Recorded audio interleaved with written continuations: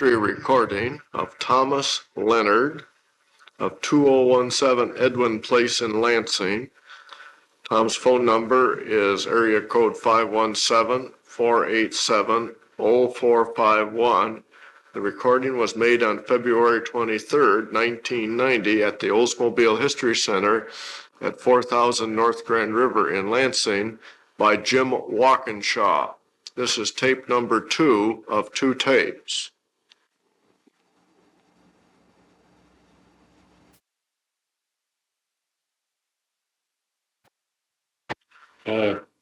Quad 4, it was a real team effort again. The timing couldn't have been better.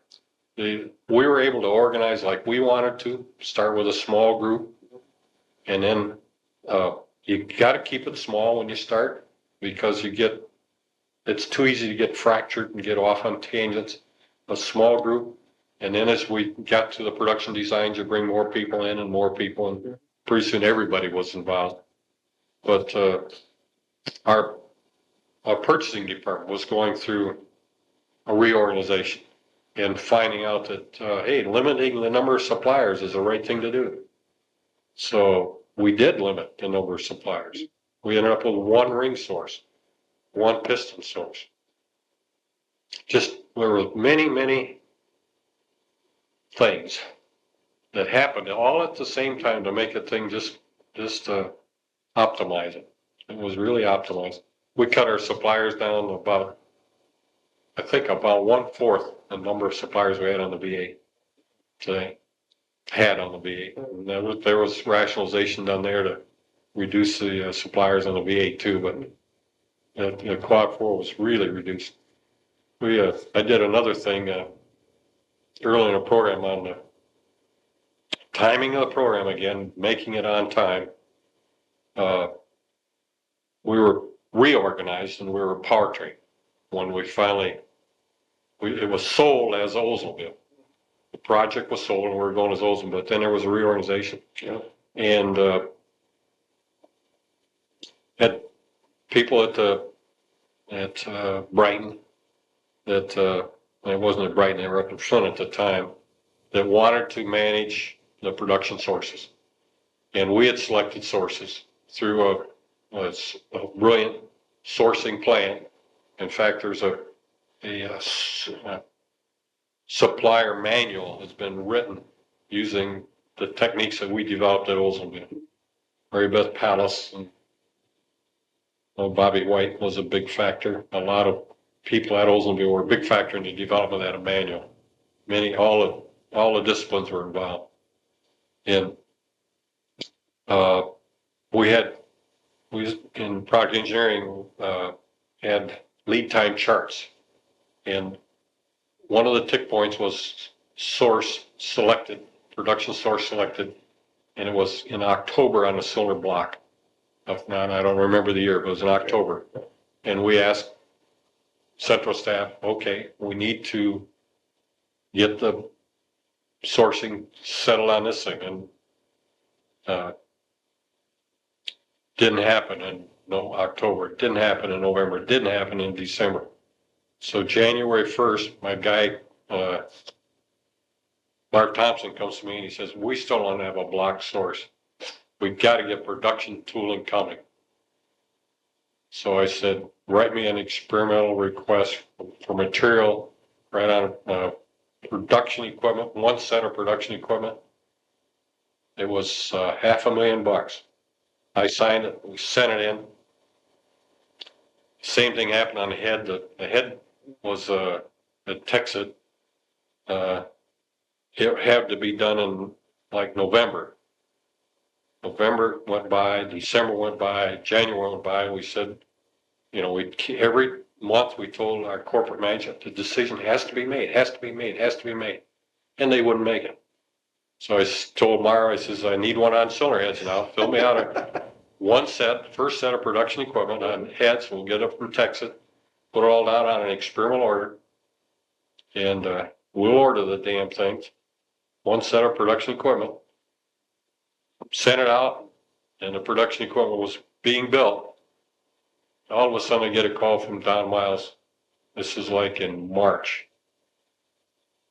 You can't do that. The cylinder head was $650,000. The block equipment was $500,000 for just one set. He says, you can't do that. You're in engineering. You can't do it. I said, Don, somebody had to do it. And then Marv Mueller got me. Marv Mueller, you can't do that. And all I said was somebody had to do it. That's all I said. I didn't argue on it. I know, I'm sorry, but somebody had to do it. And about 4 months later, like in June, both Don and Mueller came to me and says, Tom, you did the right thing. Took them that long to realize that somebody had to do it. Bite the bullet. Somebody's got to do it. It's no big deal. But our reorganization was such that nobody knew. Everybody was a little bit afraid.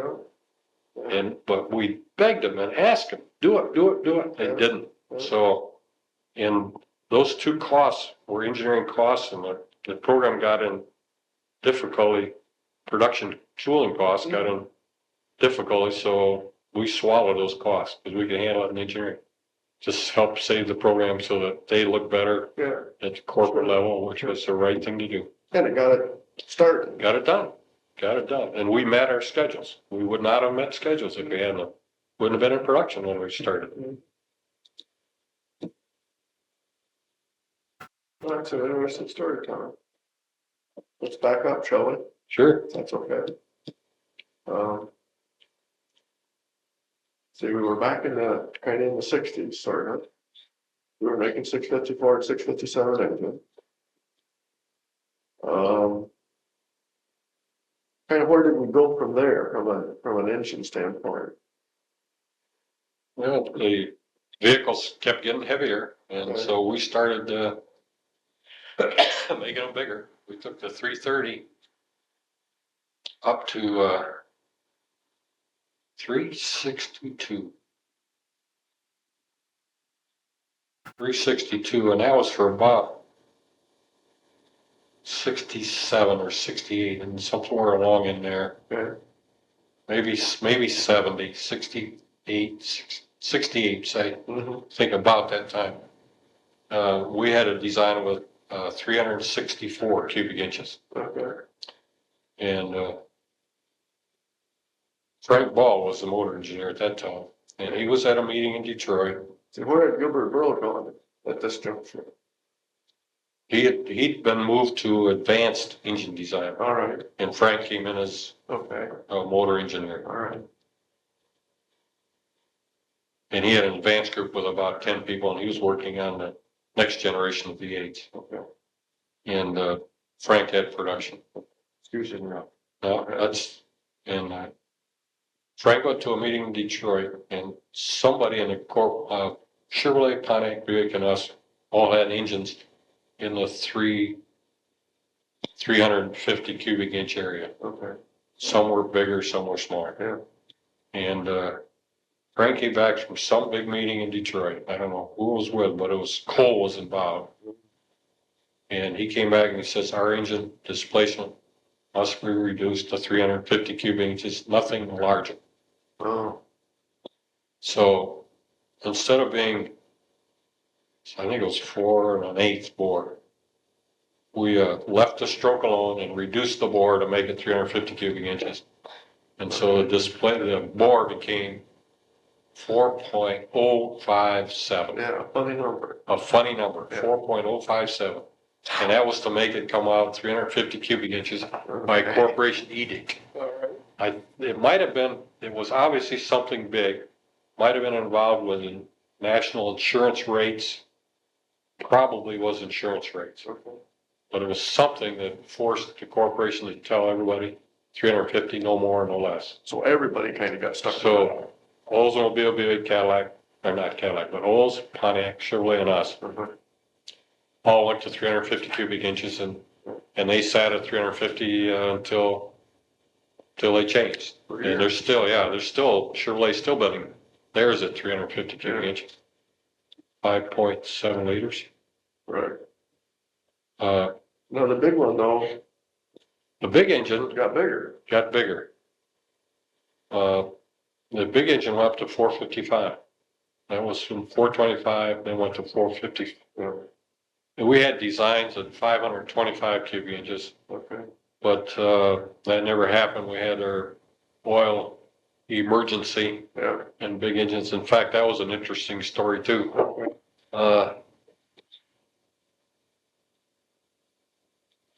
oil embargo, oil 73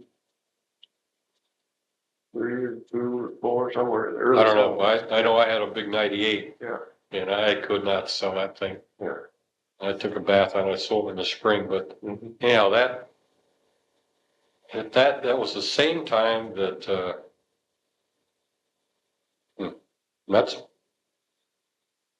Metzel retired. And John Baker, Yeah. John Baker was in GM of Canada. He came to Oldsmobile as general manager, but never was really physically able to manage. And Bill Buxton was acting general manager. And he says, we need a small V8. Got to have a small V8. He came over to engineering, and I don't remember our chief engineer at the time. Might have been Howard Carroll, but I don't think so. I don't know. Yeah, the chief engineer and Bill Buxton, and they called us engine guys in, about 3 of us. He said, we need a small V8. Quick. What can you do? And we said, well, give us some time here. Then Scotty White and I, between Christmas and New Year's, schemed up a small V8. Obviously, you can't, to get it quick, they wanted it for the next model year, which is August. Yeah. Christmas to August is not enough time to do anything brilliant, but you got the smallest V8 you can make. So you take the shorter stroke crank, which was the 350 crank, and you take that block and make as small a bore as you can. So the bore size was established by what size can we drop the connecting rod through. Oh. So we gave it 40 thousandths clearance for the connecting rod to drop through the bore. And that established the bore size. And that came out 260 cubic inches, which is as small a V8 you can make quick. Doing that, you make a lousy combustion chamber, because all of a sudden, the combustion chamber can be no larger than the bore. Yeah. And with the design we had, using the 350 head intake valve hit the bore. So we had to take the intake valve size way down. And in perspective, the valves go way off center. The spark plug goes off center. Everything goes off center. So it's not a good combustion chamber. It's a happening. But that engine went in production in August, and probably is the most durable engine ever built, because all components are 350 strength, and they're 260 cubic inch displacement. Yeah. We didn't do any cost savings on lighter bearings or anything else, because you didn't have time to do anything. So that probably is the quickest engine that ever happened, and got in production quicker than any other engine in history. And it worked. And it worked beautiful. Worked out just perfect. So we had a 260 cubic engine that was in production for many years. Very durable. The cylinder block, the only change we made were on the water jacket core. You just fatten up the sand in that core, so the water jacket obviously can get, water jacket gets bigger, so the outside of the bore goes down. And then the barrel cores the barrel cores are a lump of sand with 8 protrusions sticking up, which make the bores. And we just made those bores, those protrusions, smaller in diameter on the same crankcase core. And that was the only change made in that casting. Everything else went down the same line.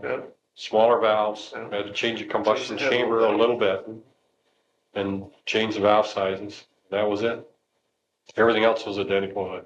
Intake manifold, everything else was the same. Cylinder head, ports, just everything else was the same. That was in production in August. Now that was a tough time for us, as I remember. Yes, The volumes were not high. No, I think we were in bad shape. Well, the industry was in bad shape because of the gasoline crunch. Nobody didn't know what was going to happen. People weren't buying cars. Was the diesel born out of that same time frame? That time frame caused the study to be made. What should we do to get fuel economy? What is the best? Okay. And in that time, and Kip Butler was involved in that, and Ralph Perkins managed.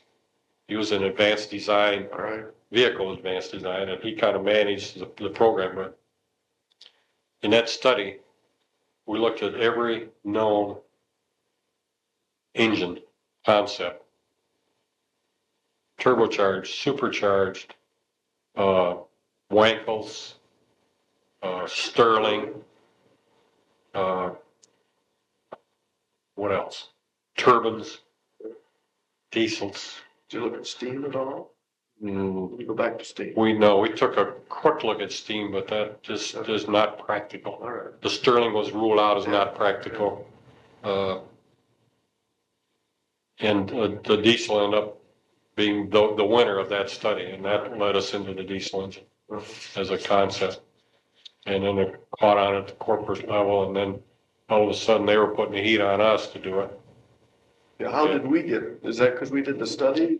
I think it happened just because we'd done the study. We knew about it, and it got reviewed at corporate levels. Our study was reviewed at corporate levels, and all of a sudden we're it, because nobody else had done anything on it. Yeah.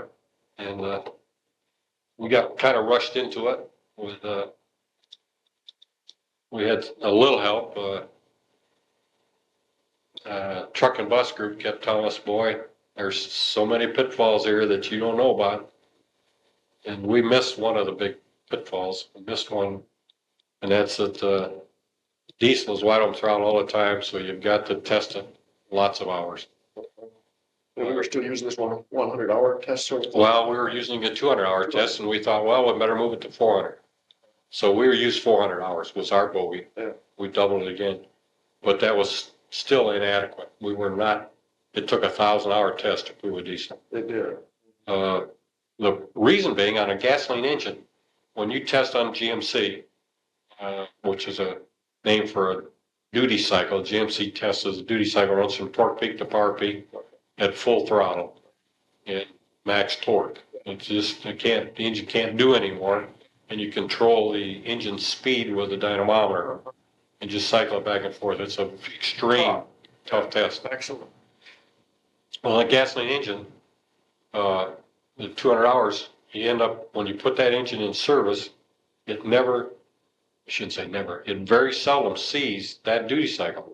People do not run wide open throttle with their cars. Only a tractor engine would sort of see. Yeah, tractor engine. Yeah. Well, a diesel engine, by design, the combustion process is such that it is full throttle all the time, and the speed is controlled by the amount of fuel you add.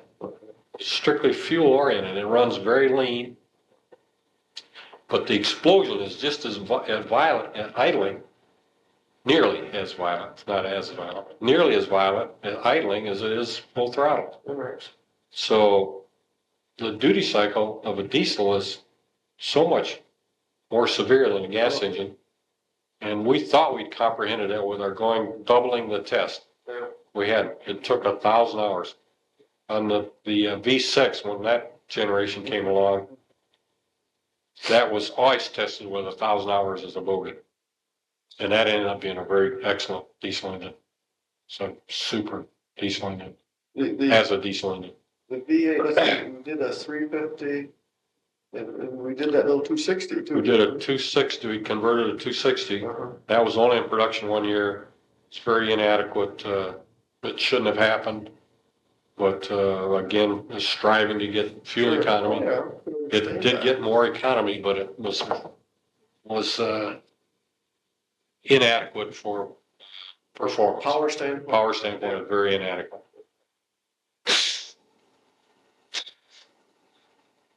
The 350 diesel, after we got to the stronger block, the DX block, that became a very successful engine. I call it successful. Okay. It had the durability it needed.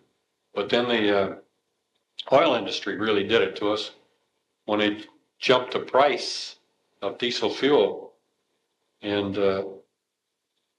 diesel fuel was in the area of 20 to 30 cents cheaper than gasoline, which is where it belongs because it has less processing. Sure. And they brought it up to gasoline prices and then went 20%, 20, 30 cents more than gasoline prices. Why they did that, I never knew. Fuel suppliers, Mobil, Shell, Sun, periodically visit us. And every time they'd visit us to talk about the future, octane requirements, oil durability requirements, we just have a sit down with them as at least once a year with those oil companies. And every time I had a chance to talk to one of them guys, I said, "What are you doing?" And they're technical people, and they were obviously told to say it's a merchandising situation. I cannot comment on it because that's what the only thing they said. I said, well, you know, you're killing the diesel. And fuel prices really kill the diesel. Plus, we took a look at diesel penetration, and it did not increase as we had expected it to. And when we finally closed down, we closed down to V8. When we closed down to V6, before we did that, we took a look at total diesel sales in the United States. Counted Mercedes and Volvos and everybody. Volkswagens, the Isuzu diesel, all the diesels that were coming in this country. If we had all of that business, we still weren't in a volume enough to make the diesel engine plant, Delta plant viable. Still not viable. So there was no way we could support that diesel engine plant. It just had to be shut down because the sales were not there. People, with the price of the fuel, with the noise of a diesel, the odor of a diesel, the things that you try to combat, the negatives of the diesel, they were just too great to make it a good engine with fuel prices at $1. Now I can picture the diesel coming back in the future, but it's going to take about probably $2.50 to $3 a gallon fuel prices, and the oil industry has got to get realistic and keep diesel fuel at the same level or lower than gasoline before the diesel will come back. And you can see today there's even fewer diesels imported today. It's insignificant now, and gas prices are $1. And then as long as fuel is at that price level, they're not the right. And like in London, all the cabs are diesel in London today, but fuel prices over there are $3 a gallon. And it's through Europe. It's a reasonable alternative when fuel prices get that high, and that'll happen again. See, Tom, we did work on other, what I'll call different configurations, didn't we, during that era too? We some fives and that happened. The corporation fuel prices were rising, and it looked like gasoline was going to be $2.50, $3 a gallon. And if gasoline had been that high, diesel penetration would have increased to their projections. They were talking about 25% diesel. And with our expertise in solving our problems, they wanted an engine for the J car. That's what they wanted, a diesel engine for the J car. All right. They did not want to import it. They wanted to make it ourselves. And our experience with the 260 told us we need to get all the displacements you possibly can in a diesel engine, because the diesel power is always significantly lower than a gasoline engine. So how big an engine can you get in a J car, J size vehicle? And a line 4 would have fit, but by making it a V5, it would also fit. So it gave us one more cylinder. A V6 would not fit. It was just too long. The V6 is too long. It'll stagger the block. So a V5 ended up being the right thing to do. Plus the space, we were able to, by needing an injection pump drive mechanism, we could take advantage of the bank offset and use that to position a fuel pump. Sort of in that extra Drive in cylinder that spot. Well, it's half a Half a cylinder spot. cylinder. Yeah. And that gave us so it was the right thing to do for that engine. Shaking force was down. And to optimize the design, we went into a joint engineering venture with Ricardo. We're the diesel experts of the world. And working with Ricardo, again, Bill Kingsbury, the initial Ricardo designed combustion chamber for that engine was not as effective as it could have been, especially in cold start and noise. And Bill Kingsbury redesigned that chamber, relocated the glow plug, and redesigned the pre-chamber shape, outlet size, and tweaked the chamber over the Ricardo design and made a significant improvement, both in cold start and noise. Mm-hmm. And Ricardo adopted Bill Kingsbury's cylinder design, and that is the new Mark 5C, and the newest Ricardo combustion chamber. So Ricardo really got more out of the program than we did. We did on the opposite side. Yeah, we got some technology. We got reduced water flow through the diesel. Able to do that. We learned things from them. Sure. It was, but we paid them, and they out of it came up with a better combustion chamber design. Did we do any work on little 4-cylinder diesels or those kinds of things? No, we didn't. We decided that the corporation was insistent that we have it in production quick on that model. Yeah.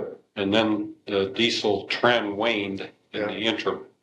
So the program was, as it waned, the program was slowed down and then terminated. But we had engines running, and we've supplied one to the Oldsmobile Museum. Museum. Yeah. Tom, you may not want to share with us, but what were the basic problems in developing that first VA that you had? Diesel? Yeah, that you had to surmount. Oh, there was.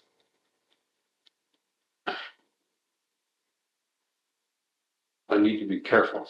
I Okay. understand that, yeah. One of the things in a diesel engine is the combustion process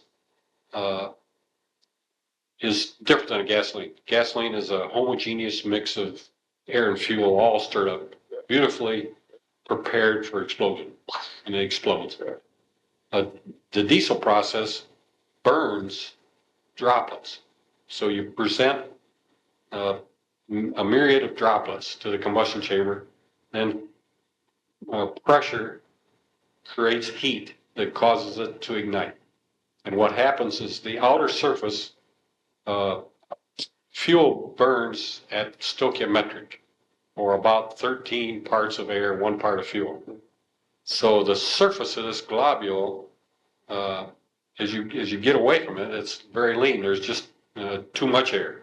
There's 60–70% air to the fuel. Well, you have to go down to where the surface of this globule gets to the right air-fuel ratio, and the surface burns, and it burns smaller and smaller and smaller and smaller and smaller till it goes away.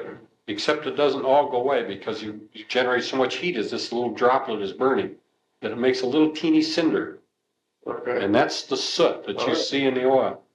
And every diesel, that's the process that makes that makes everything black. You run a diesel 20 minutes with new oil, and the oil's dirty. Yeah, and that's that little cinder. It's I think about 1/2 micron to about 3 microns. It's too small to filter, because if you put a filter that filters that fine of the engine oil, you end up getting a lot of the long chain anti-scuff and the wear molecules that are in the oil. There's some long chains. There's good stuff in the oil that are 10 microns in size. And you'd strain them out, and you just destroy the engine immediately. So you've got to work with that soot. Is that also what you see coming out the exhaust pipe? That's the same stuff. Most of it comes out the exhaust pipe. Yeah. Most of the cinder is blown out in the combustion process out the exhaust, but some of it lays on the bore walls, the rings scrape it down, put it in the small percentage of it, 15% or so, but it keeps coming into the oil. Right. The wear additives in oils, especially the zinc dialkyl dithialphosphate, which is a material that's in engine oil, and when you put extreme pressure on it, like in a camshaft lifter, where the lifter is scrubbing, that zinc actually plates out on the camshaft, plates and becomes embedded in the material and acts as an anti-wear.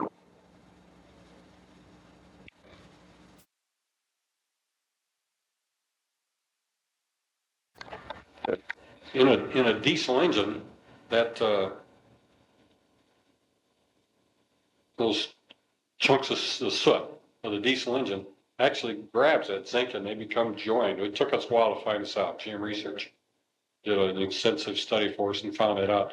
So it becomes less effective, and that's why the shorter oil drain recommendations of 3,000 miles rather than 7,500 miles. Yeah. Because the zinc tends to not plate out on metal. So in that the zinc doesn't plate out on metal, you've got to put better materials in. So we had cam lifter was a place of extreme wear because of high pressure. So we worked with Conquerall, and that material worked, but it was very expensive and very difficult to process. So that particular joint we finally fixed by making it rolling contact. So we put the roller lifter in. When you have rolling, use that Conquerall camshaft then for a period of time? We used the Conquerall camshaft for a year, and then switched back to an iron cam where we put Conquerall on the lifter foot. Oh. Because that way you didn't need as much in that. And so the first couple of years we had Conquerall either on the camshaft or the lifter foot. Then we fixed that joint by putting a roller in. Roller contact where parts roll, not slide. It doesn't have that scrubbing or wear, and it can tolerate zinc depleted oil. And then the push rods, we used a frame, the push rod was wearing up into the rocker iron. We put a super steel ball on that, increased the lube a little bit, put more flow through the lifter, so we got a little more lubrication up there. How about at that time, had work been done on the pre-chamber and the cold starting of an engine? Had all that been done, or did we have to kind of grind that away to make that happen? All diesel pre-chamber engines have to have a glow plug, have to have pre-chamber. That was the kind of engine. Yeah, we did that. That was incorporated in the design originally. Yeah. Direct injection engines are even more noisy and have a lot higher forces, need a piston that's not compatible with our engine plant. So that's why we used that. Yes, we used a pre-chamber design. That was all known about before we started. Yes. The pre-chamber, you have your first explosion, the most violent explosion is in the pre-chamber itself. And then the hot gases from that fire flow out into the main chamber, expand and then cause further burning. But the cold starting thing, was that a thing that we had to kind of engineer our way through? Yeah, the initial cold start was the techniques that other people had used, where you have a glow plug that you heat up for about a minute to get it hot enough so that the compression pressure, which generates heat, plus the glow plug will start the combustion. And Art Sundin came up with a controller design that allowed us to get that glow plug hot quick, but then shut the energy off so it didn't overglow and burn itself up. So it got hot quick, and we initiated, to my knowledge, the first quick start diesel engine. Art Sundin did that. It was his invention, and, his concept, and it worked. And we got to that as quick as we could. That's another negative of diesel, is a cold start. Diesel fuel has problems with getting thick. It's thick and it gets too thick and will actually crystallize. Wax has come out of it. It stopped the flow, plug a filter. It caused lots of problems. So they have fuel line heaters and a lot of negatives with diesel. It does not like cold weather. In fact, that's why you hear diesel trucks running at truck stops in the middle of the night. So that they'll run in the morning. Start it. Yeah, because they don't start. Did we look at things like injection or aerosol injector, ether, Well, that sort of stuff? We played with ether. Ether is a starting aid, but it's just too, for the general public, it is too hazardous. You can end up, if you ever leak ether into the passenger compartment, end up with sleepy drivers.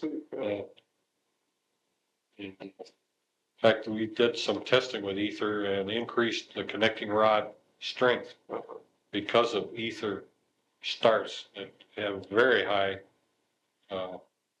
when it explodes, it's like gasoline. It causes an explosion, which was bending rods.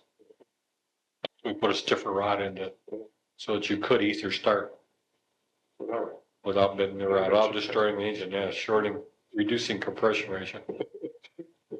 That compression ratio has to be in the area of 22-1 for diesel to function. Was that one of our manufacturing issues, was how to maintain that? It was, yeah, you've got many components make up compression ratio. Head gasket thickness, just how thick you clamp that, the combustion chamber volume, the valve seat location, how deep is the valve seated into the head, piston pin height, piston height on the head is controlled by a lot of the position of the crankshaft in the block and the length of the connecting rod and the bearings, and there's a lot of tires. that's a tremendous stack up. And if compression ratio is very low, if it's unbalanced, it's a problem. And so we did go through and in effect sorted assemblies by measuring from the top of deck to the top of piston, which takes all the stack up of those components into effect when you do that. And there were times when we replaced pistons to get them up to height or down to height so that you had a combustion, had a compression ratio that was more even. You get very uneven burning if you get uneven compression ratio. We would like to have gone higher, but you also generate tremendous friction with compression ratio. Bearings have to work harder, so you start losing as you go up in compression ratio by increasing the friction, so the power ends up not being higher. Even though you put in more power, you don't get more out the output because of the friction in the many components that are stressed with compression ratio. Well, it's a good overview of this evolution program. That all kind of. We were limited on the V8 too. The engine had to go down the V8 line, so we The block line. the V8, yeah, the block, the cylinder block, and then the assembly too. But the block was the critical one, right? Had to go down the same block line, so we're limited to 4 head bolts. With a V6, we're able to put a 5th head bolt, which gave us improved gasketing. The V6 was a 5-bolt pattern around each cylinder, which gave you a lot better. The V6 was really kind of a designed engine to be a diesel. Right. I had heard somebody, I think Jim Bender once told me, you could dieselize any engine. Yeah, you really can. Within limits. You might have to reduce displacement to get adequate space between bores, and there's a lot of things you might have to do, but you can dieselize any engine. Well, Thomas, things wore on and the diesel kind of disappeared or came in. We started making engines smaller now. Yeah. They went from 455s and kept getting smaller and smaller. And what How was that all paid, basically? Well, it started with the need again, fuel economy, Right. and with the federal laws on corporate average fuel economy, and DAFE, divisional average fuel economy. And to get fuel economy, the way you do that is to reduce vehicle weight. Starting a vehicle from start and getting it up to speed is when you use fuel. Driving city traffic, you use a lot more fuel than you do on the highway, you know that. So to get weight down, if you get the vehicle weight down, which the car guys were doing, then you can use smaller engines. Okay. And then with front wheel drive transverse mounted forces engine to be smaller just to fit in the package. Okay. So that combination forces to downsize. Is the front drive more efficient than the rear drive from our? No, it's not more efficient, but it lets you package customers, let you package people in a smaller envelope. Okay. Your envelope can be smaller if you got front wheel drive. You don't have a tunnel to worry about that you get out of there. You get the rear axles out of the back end so you can get 3 people comfort across the back and lower it, just make it smaller and still package the people. You have all the components up in front of the car. So, but it is a little less efficient because you're driving through more joints. Instead of 1 prop shaft, you got 2 prop shafts. So you do universal joints. A little bit there. So the efficiency is not quite as great, but you make it back with vehicle weight. Then things, when you're downsizing, aluminum becomes more practical. You can start justifying it, and that's why aluminum heads have come in pretty much across the board. Aluminum heads are coming in to save weight. The head is the logical. It's the logical head, the head and intake manifold that apart. And most all engines now are aluminum intake, and the V8s, we went 350 down to 300 cubic inches. Yeah. In the smaller cars. The big cars have just gone away. Cars were downsized. Yeah. The rear drive cars have gone now, pretty much. Station. And the Chevy 3 and the new Buick, whatever. Did Tom, in the early days, you talked about how in the Quad 4 there was a lot of cooperation and team effort. Was that different than when you first came into the organization? No, they were always there, but we were in an evolution process, not in a clean sheet of paper. Yeah. So in evolution, it's not as urgent, and plus the contribution can't be as great. When you're a clean sheet of paper, everybody can contribute. Everybody knows, hey, this is a clean sheet of paper engine. So whatever I do is a good contribution. So everybody, it just worked out just unbelievable.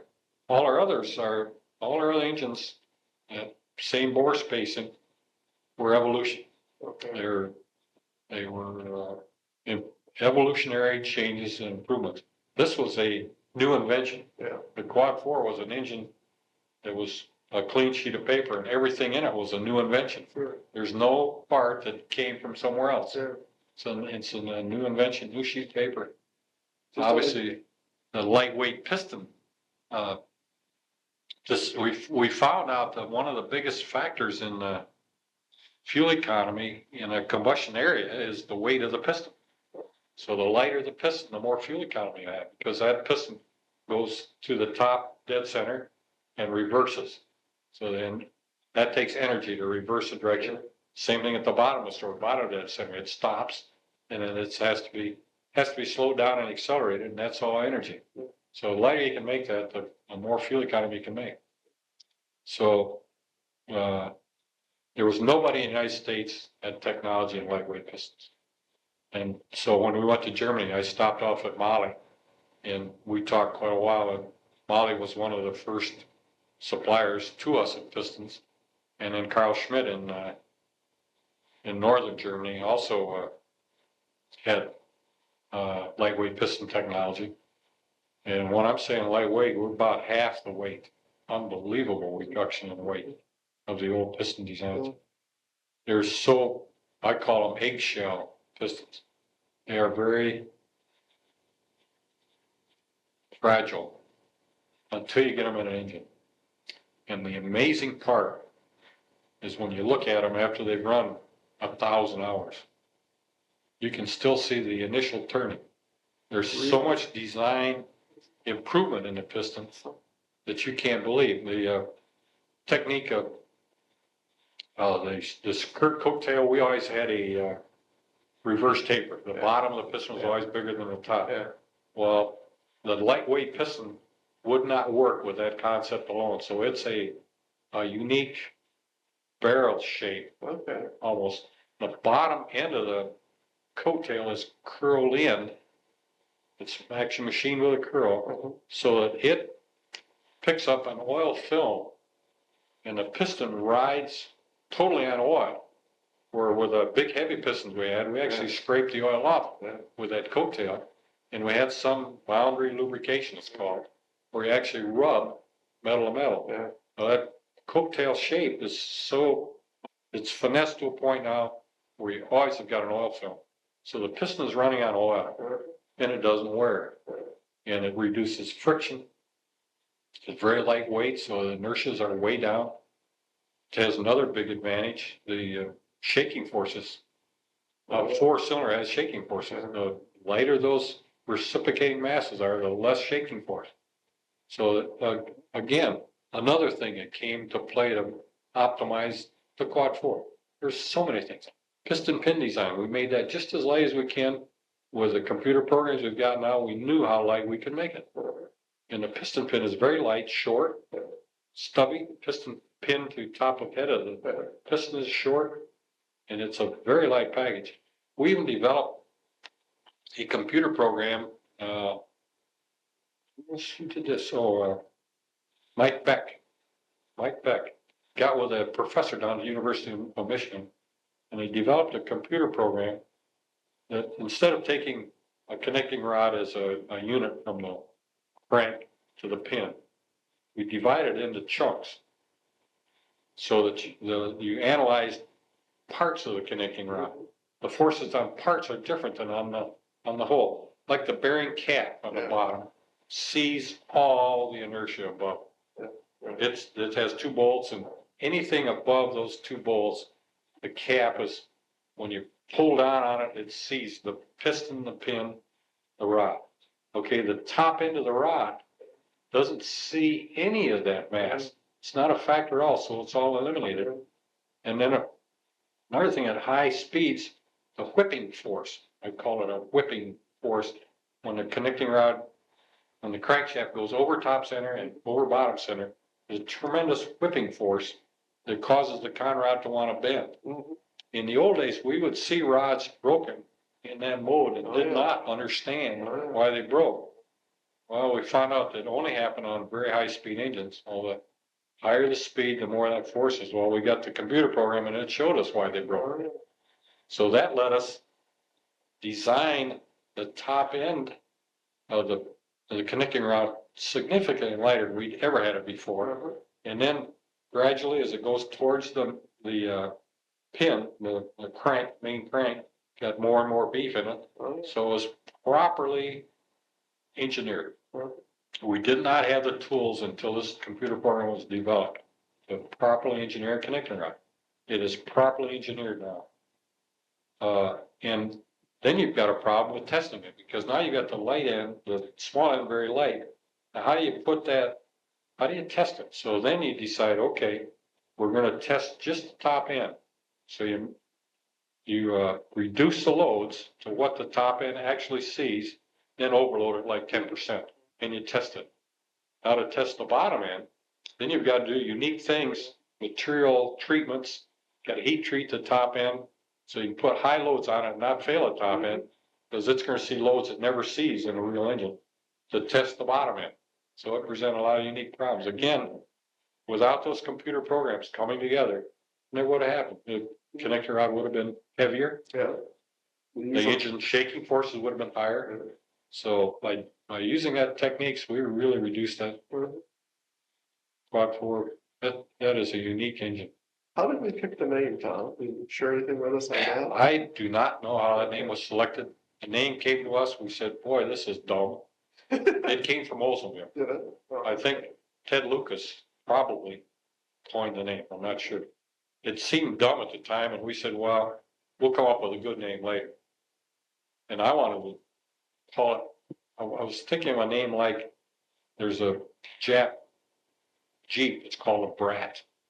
Yeah, right. Brat. A name like Brat is what I thought would be neat for this. I mean, just, he picked, something that's a lot more than it appears. Yeah. But, the quad four came and it stuck and we used it. It's a good name. Ends up being an excellent name. See, over all those years, Tom, did we kind of know an engine, everybody uses everybody else's engines, but back in the earlier days, there wasn't much of that done, as I remember. No, we used to be, entities. Yeah. Oldsmobile was an entity, and I think the rocket engine sold a lot of Oldsmobiles years because of its durability, outstanding durability. But I've also seen some studies where it doesn't appear that the engine is a factor. An engine can only be negative. It can't be positive. So if a customer drives your vehicle and nothing happens, you're okay. If the engine won't start, if it stalls, gets lousy fuel economy, then your car can be no good. But an engine by itself will not sell a car. Oh, we sure got into a lot of flap on that Chevy mobile. Oh, yeah. Well, we sure did. Yeah, I took a picture of our sign before and after. Did you? And the one on Logan Street Bridge. Yeah. I've got pictures of the Oldsmobile with rocket engine. And Oldsmobile Right. without rocket engine. Yeah, right.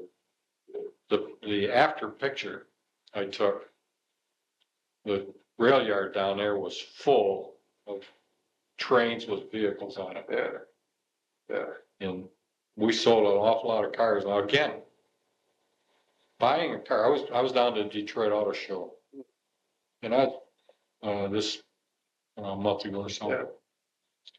and a thought crossed my mind: how would anybody decide what car to build or to buy? What car to buy? What car would you buy? Somebody said there's 600 and some odd models out there now. Just unbelievable. And then you think, gee, there are a lot of factors other than the car that's selling. It's things like, how does the dealer treat me? What does my neighbor think of the car? What did I have before? There's so many other factors that, was I happy with the old car? So I think there's tremendous inertia. Look at how Buick sold 1 million cars back in '55. Yeah, right. And then But they were junk. And they built with that Dynaslush transmission. They built junk for several years. And all of a sudden, they couldn't sell cars. Just couldn't sell. But there's tremendous inertia. We built inertia with good cars. It took lots of years to build that inertia. And the diesel thing didn't help us one bit. And it appears that we've lost that inertia. And I think it'll take years, perhaps. I think it's going to take quite a few years to get it back. Pontiac. For years we're a big seller, and all of a sudden they lost it. And there's tremendous inertia. Right? When did you retire, Tom? April 88. 88. Yeah, so April this year will be 2 years. I had 44 years in. Well, anything else? Can we cover the waterfront, or do you think of some other things you'd like to share with us? I think we've covered a lot. Gilbert Burrow probably was one of the best motor engineers ever in the corporation. When did he? He went till he was 65, retired, and then he started there. I don't know when he started. I really don't know. I know he was doing design work in 40. He must have been there right after the war. When he started, I don't know. I don't know where he is right now. A lot of people don't. Okay. Well, I guess, Tom, I'll try our little recorder. Well, let's just go through some of the people I worked for. Great. Frank Ball was motor engineer for a while, and then he moved on to assistant chief, and then Freiberg came in for a little while. Can you take just Let's 30 see. seconds with each of those and tell us a little bit about how that individual managed or did things so that we have kind of a feel for those kinds of people? Yeah, I'd rather not. You don't I did have work, to. no, and Stemple was in there somewhere. Oh, when I left I took Stemple's job in the transmission designer. He was transmission design, then he was moved to motor engineer. Okay. And then after a couple of years, I moved back working for him with Harry Lyons. All right. Harry Lyons had the carburation side and I had the basic engine side working for Stemple. And Bob was a good guy to work for. Yeah. Interesting, challenging. Was it obvious he was going someplace? Oh yeah, yeah. We went up to GMI to classes on a Friday night, Saturday morning. We spent Friday afternoon, 4 hours Friday afternoon and 4 hours Saturday. And Friday night, after we'd get through classes, we'd all go out and eat. He'd go out and eat with us, and then as soon as supper was over, he was right back to the motel studying. And he'd study or read. He would never do things with the guys. So he was not go out to the bar. No, not at all. Never. He was always improving himself. That's what he was always doing, always studying. And like he went to U of M on this business masters. Okay. Right while he was in the middle of engine programs. He kept a lot of balls in the air. Yeah. Put a lot of presentations together by using old presentations and taking scissors and paste. He'd have his desk just covered with scissors and paste and put presentation, but he put a good presentation together. He was good at that. Good leader. Other guys that you think of? Yeah. Chief engineer types that you work with? We've had a lot of good chief engineers. Metzel was good. Wolfram was a good chief engineer. Excellent. And then Kitty, when he was our assistant chief, I don't think he ever made chief in Lansing. He went to Buick as chief. Kenny and Buxton used to get together when I was a test engineer.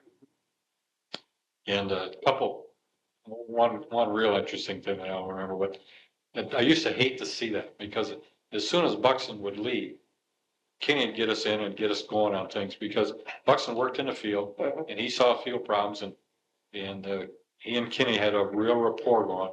And it's typical of Gilbert Burrell and what's his name? Rocket Jones. No, in the plant. Harvey Whitman's guy was there before Harvey.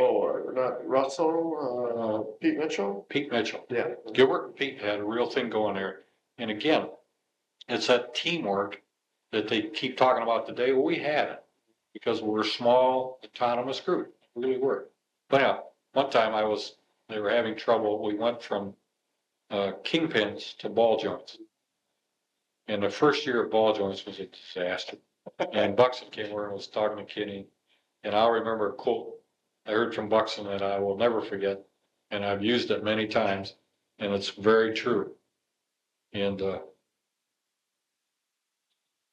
Buxton said after talking about the problem, he says, sometimes progress is going back to where you lost your way. But in this case, we did not go back. We just fixed the ball joint problems, and obviously it's been a good suspension. But kingpins were always a problem because those things would seize up. Right like that. But the ball joints did present some real problems. Again, they were solid. Bill's many fine gentlemen in the Oldsmobile organization. Metzel, Skinner. Was Skinner there? He must have been there when you first He was came. general manager when I first came. They were gentlemen. They were, well, Bill Ross, Griffin, manufacturing manager. Just unbelievable, super people. Just quality people in the organization that You think belts. did that change as time went on? The people, I the quality think- of individuals, or Well, they kept, like Pete Estes, they kept taking them from Oldsmobile. They just take, especially out of product engineering. yeah, Just hundreds of, no, I shouldn't say hundreds, yeah, but many. Stempel, they took him. yeah. Bob Schultz, they took him. Look where he is today. Howard Carroll trained here. I'm sure he was sent here by Cole to train. Belts, went up to general manager of the bill and would have been Yeah.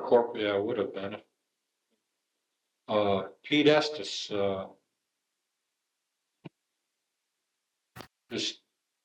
they kept taking all the good people. Yeah. So, and other good ones came along. Sure. But, I don't know, it seems like right now the corporation's got a lot of people that have said yes long enough so they aren't clear thinkers. Yeah. And And it's mediocre, so to Yeah. speak. But again, that may be just our perspective from where we are today compared to where we were. Right. We sure did revere those people and respect them. Tremendous respect, loyalty. There was real loyalty to Oldsmobile.